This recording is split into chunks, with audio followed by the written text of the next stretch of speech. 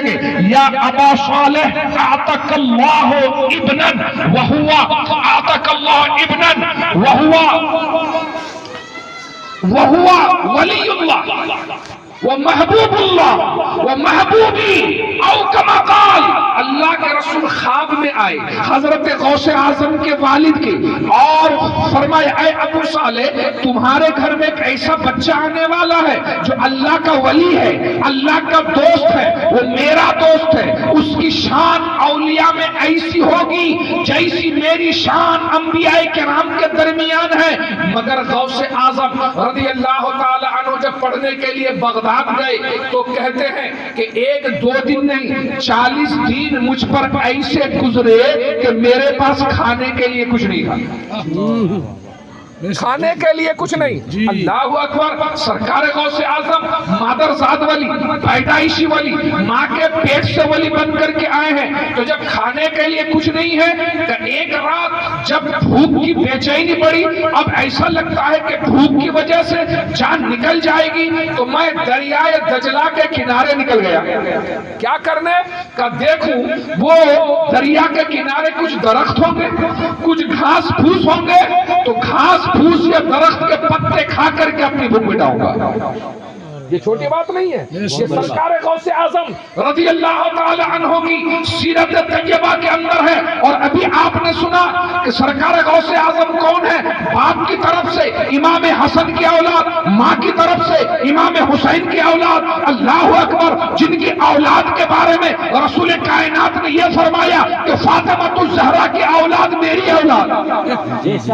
اللہ سبحان اللہ بے شک عطا کیا. اور امام احمد رضا نے یہ لکھا کتابوں میں تحقیق کے ساتھ, جو صحیح معنی میں آل رسول جن کے رگوں میں رسول اللہ کا خون ہوگا اللہ تعالیٰ اسے جہنم میں نہیں ڈالے گا. بے شک سبحان اللہ سبحان اللہ. آگ حرام ہے مگر مشقت دیکھیں جناب, مشقت اتنی.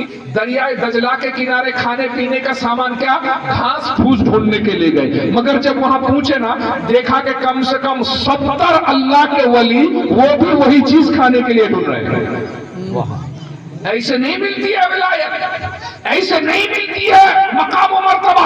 مقام و مرتبہ پانے کے لیے اللہ کی بارگاہ میں رجوع کرنا پڑتا ہے, گناہوں کو چھوڑنا پڑتا ہے, سجدوں میں رونا پڑتا ہے, قرآن کی تلاوت کرنی پڑتی ہے, اللہ کو راضی کرنا پڑتا ہے, بھوک پیاس یہ ساری چیزیں برداشت کرنی پڑتی ہے, حرام سے دور رہنا پڑتا ہے, حلال کا اہتمام کرنا پڑتا ہے, بے حیائی سے, بے پردگی سے, بدتمیزی سے, غلط کام سے دور رہنا پڑتا ہے, اور رضا الہی کے لیے وہ سارا کام کرنا پڑتا ہے جس کام سے اللہ راضی ہوتا ہے. واہ واہ واہ سبحان اللہ. واہ نعرہ تکبیر, نعرہ رسالت, فیضان حضور علی, فیضان بابو حضور, مطلق اعلیٰ حضرت. ہم یہ سوچ رہے ہیں غوث اعظم 2 رکعت اگر خوش قسمتی سے کوئی نمازی بن گیا تو پھر دوسروں کو یہ سوچتا ہے کہ یہ بالکل گرا ہوا ہے.